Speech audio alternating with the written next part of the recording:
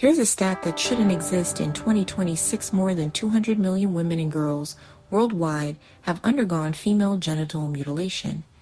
It's mostly associated with parts of Africa, the Middle East, Asia. But here's the twist. There's a quiet fight happening in Colombia.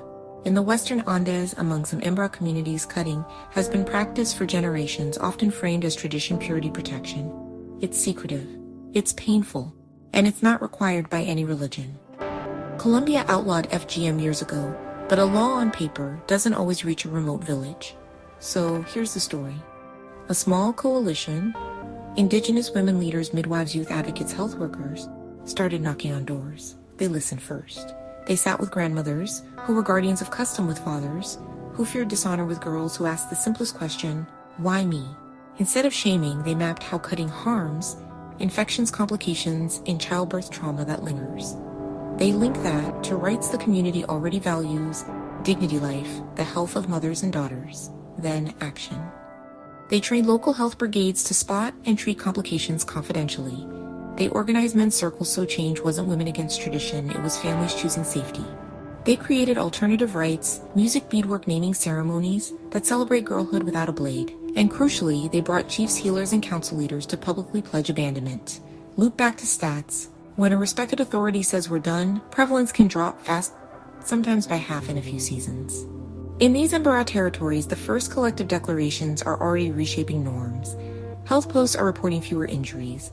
Girls are staying in school. Midwives are becoming protectors. But this is fragile. Poverty, displacement from conflict, and misinformation can roll back gains. So the action continues. Here's what actually works on the ground. Put indigenous women in the lead and pay them. Fund mobile clinics that speak the language and respect ceremony. Support alternative rights designed by the community, not outsiders. Track cases ethically, without criminalizing survivors. And what can I do from far away? Share verified reporting. Donate to groups led by Embara women. Donate to clinics serving remote Andean regions. If you work in health law or education, push your institutions to partner with local councils, not parachute in. Here's the loop one more time. Statistics tell us the scale. Stories show us the people. Action changes the numbers. In Colombia, history is bending because a few brave voices convinced a community that protecting girls is the tradition worth keeping. That's how a practice ends, not overnight, but one pledge, one family, one girl at a time. Thanks for watching.